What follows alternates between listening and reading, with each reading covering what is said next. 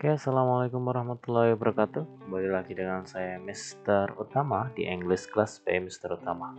Oke, untuk video kali ini yang akan kita bahas adalah daily activities atau kegiatan sehari-hari. Bagaimana kita mengungkapkan kegiatan sehari-hari dalam bahasa Inggris. Nah, sebelum kita mulai materinya, silakan kalian like, share, subscribe, dan nyalakan lonceng pemberitahuan agar kalian mendapatkan video terbaru dari saya. Nah, oke, kita masuk ke materinya. Daily activities adalah kegiatan sehari-hari. Kegiatan sehari-hari ya, berarti dengan kata lain bisa disebut sebuah kebiasaan atau habitual ya, atau kebiasaan.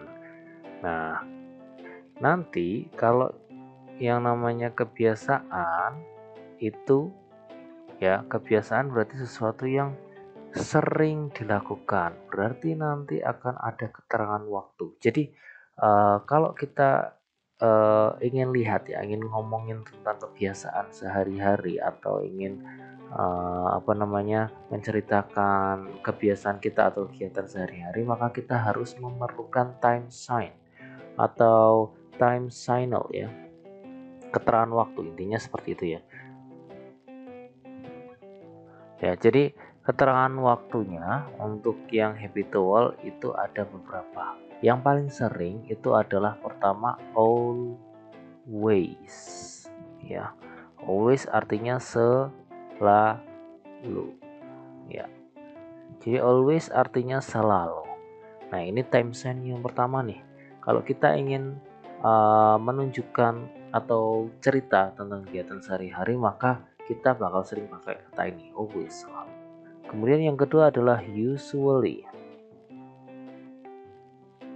atau biasanya. Ya, always, usually, biasanya. Kemudian sometimes juga bisa. Sometimes artinya adalah terkadang. Terkadang itu juga sebuah kebiasaan. Kamu kadang mandi, kadang enggak, itu juga sebuah kebiasaan. Kemudian kita ini ya, dari awal itu kalau always berarti kan kebiasaannya penuh ya, setiap hari, selalu. Kemudian usually, biasanya, ya itu masih lumayan sering nih. Kemudian sometimes, terkadang. Terus kemudian ada often, harusnya often dulu deh, nggak apa-apa, often itu sering ya, often, sering. Kemudian ada lagi apalagi ya, kata keterangan rarely, jarang banget, rarely. Atau seldom juga sama, seldom itu juga jarang. Kemudian ada lagi biasanya kata keterangan waktu yang pakai every ya, every. Biasanya ini juga menunjukkan sebuah kebiasaan, every morning, every Sunday ya, artinya setiap ya, every morning, every night, every Sunday, every January, dan lain-lain. Itu juga menunjukkan sebuah kebiasaan karena kegiatannya selalu berulang terus-menerus ya. Intinya kalau kebiasaan kan berarti kegiatannya berulang terus-menerus. Jadi umpamanya ini time sign ya, ini future, ini present, sekarang, kemudian ini past, lampau. Maka yang namanya kebiasaan itu kegiatan yang sering sekali dilakukan atau berkali-kali dilakukan dari masa lampau, masa sekarang, dan mungkin akan terus dilakukan di masa depan. Jadi kegiatannya berulang-ulang ya, terjadi terus-menerus. Itu namanya habitual, ini ya, kebiasaan ya. Nah, ini hubungannya dengan kegiatan sehari-hari. Tadi ada time sign-nya atau keterangan waktunya, ini ya, sering muncul, always, usually, sometimes, often, rarely, seldom, every, bahkan never juga ya. Never, tidak pernah, itu juga kebiasaan. Kok tidak pernah, kok tidak pernah maksudnya kebiasaan, Pak? Nah, never, saya kasih contoh seperti ini ya. Kamu tidak pernah mandi, itu juga sebuah kebiasaan ya. Tidak pernah mandi itu juga kebiasaan. Tidak pernah berangkat sekolah itu juga kebiasaan. Jadi never itu masuk ke ini keterangan waktu yang menunjukkan sebuah kebiasaan. Oke, nah ketika kalian ketemu tadi ya time sign tadi seperti often, always dan lain-lain, maka itu menunjukkan sebuah kebiasaan atau kegiatan sehari-hari. Maka kalau mau nulisin kegiatan sehari-hari atau daily activities, kalian bisa pakai rumus ini. Kalau kalimatnya positif, pakai subject plus verb 1 atau verb 1 yang ditambahi s atau es, nanti plus objek dan lain-lain. Itu untuk kalimat positif. Kalimat negatifnya subject plus do atau does not, kemudian plus verb 1 plus verb 1. Kemudian untuk kalimat tanya interrogatif, kamu tinggal tarik ke depan do-nya sama does-nya, do atau does-nya di depan, kemudian ditambah diikuti subjek, kemudian baru verb 1, jangan lupa tanda tanya. Kalau umpamanya pertanyaannya pakai WH question atau WH 5W1H, maka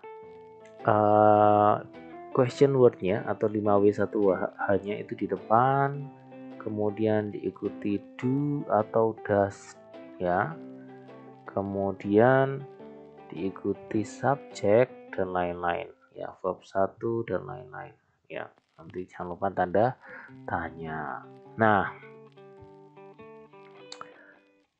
kapan harus pakai verb 1 atau kapan harus pakai verb 1 tambah es atau es? Kapan harus pakai do? Kapan harus pakai does? Oke, saya jelasin ya. Saya di sini tulis subject. Ya, subject. Ya. Saya garis sini, saya bagi. Ketika subjeknya adalah I, you, kemudian they, we, kalau subjeknya I, you, Dewi atau paling sering kita sebut Ayu Dewi ya, Ayu Dewi.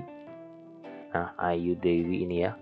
Jadi kalau subjeknya ini Ayu Dewi atau Ayu Dewi, saya biasanya nyebutnya seperti itu, maka kalian pakainya verbnya 1 aja, verb 1 tanpa ditambah apa-apa. Tapi kalau kalimatnya negatif berarti pakainya yang do ya.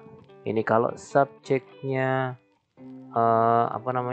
kalau subjeknya Ayu Dewi atau ya saya sebutnya Ayu Dewi, I, you, they sama we, itu verbnya 1 aja, nggak usah ditambah es. Jadi si Ayu Dewi ini tidak suka es, jadi tidak perlu ditambah es. Nah, kalau subjeknya she, he, saya balik aja. Kalau subjeknya he, she, dan it, atau saya sering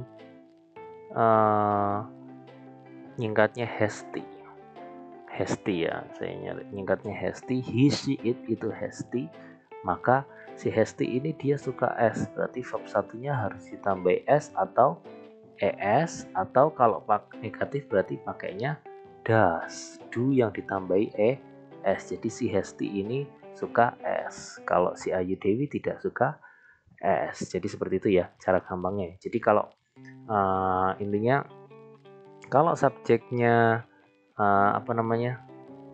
subjeknya adalah Ayu Dewi ya, subjeknya adalah Ayu Dewi atau Ayu Dewi, maka dia tidak perlu pakai s. Si Ayu Dewi itu tidak suka s. Sedangkan kalau Hesti, he, she, it ya, itu dia suka s, maka verb 1-nya harus ditambahi s atau es. Kalau mau negatif berarti dia pakai does, seperti itu ya. Ini untuk yang formulanya ya, untuk rumusnya ya, formulanya ya. Nah, untuk formulanya adalah seperti ini, kamu bisa lihat ini, Kemudian ini untuk penulisan kapan harus pakai do, kapan harus pakai does, kapan harus pakai verb 1, kapan harus pakai verb 1 yang tambah s atau es, seperti itu. Kita akan lanjut ke contoh kalimatnya. Example.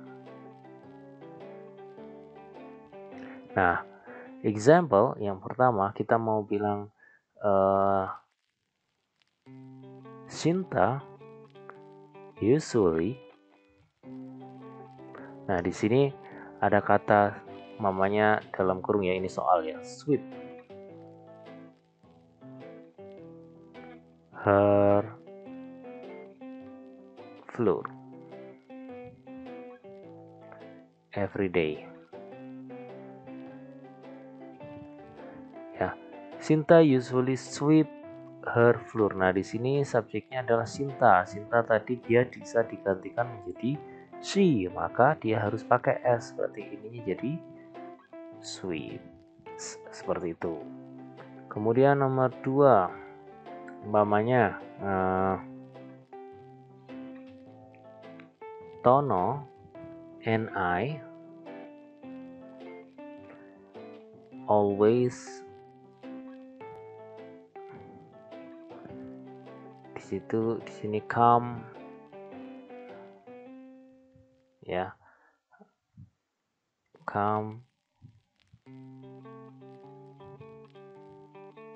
early to the school. Ya, Tono and I, Tono dan saya, subjeknya berarti bisa diganti menjadi we, kami. Berarti tadi kami, Ayu Dewi, itu tidak usah pakai s, tidak suka s, maka ininya tetap menjadi come. Verbnya tetap verb 1 tanpa ditambah s, sedangkan nomor 1 tadi dia harus ada s-nya karena subjeknya adalah Sinta. Sinta bisa diganti menjadi she. Kemudian kita cari kalimat yang negatif. Contohnya Doni ya, di sini titik not not wake up early.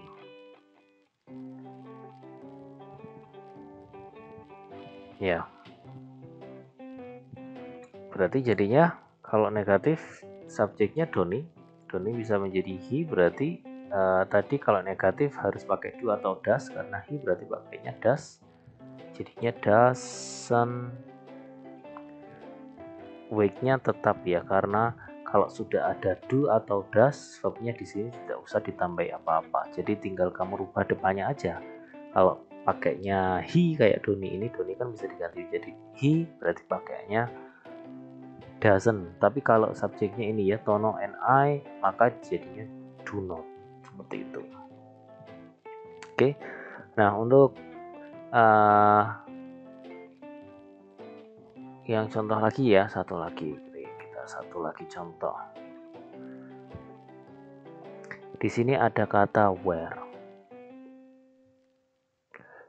kemudian titik, subjeknya adalah you, kemudian kata kerjanya adalah come, kemudian from. Nah, di sini kamu lihat ini 5W1H ya, question word. Tadi kalau question word itu harus diletakkan di depan, baru diikuti dengan do atau does-nya. Kamu lihat tapi di sini subjeknya adalah you. You tadi Ayu Dewi dia tidak suka s, berarti pakainya do bukan does. Ya, berarti menjadi where do baru subjek you, kemudian come-nya karena sudah ada do berarti tetap where do you come from, seperti itu ya. Ini untuk contohnya. Jadi untuk daily activities atau kegiatan sehari-hari itu yang perlu diperhatikan biasanya ini ya. Kalau di soal itu Kalau sudah ada kata usually, ada kata always, nah seperti ini, itu berarti menunjukkan sebuah kegiatan sehari-hari. Berarti kamu tinggal tadi lihat ya, kalau subjeknya Shinta seperti ini, dia she ya, berarti dia butuh s, berarti ininya kamu tinggal ganti menjadi sweeps. Sedangkan kalau di sini ya, Tono and I itu bisa diganti menjadi we. Tadi we itu tidak suka s, berarti tinggal kamu tulis ulang aja nih, karena dia tidak butuh tambahan apa-apa, jadinya come seperti itu. Oke, untuk video kali ini cukup sekian ya. Jika ada pertanyaan, silahkan kalian tanyakan di kolom komentar. Oke, thanks for your attention and wassalamualaikum warahmatullahi wabarakatuh.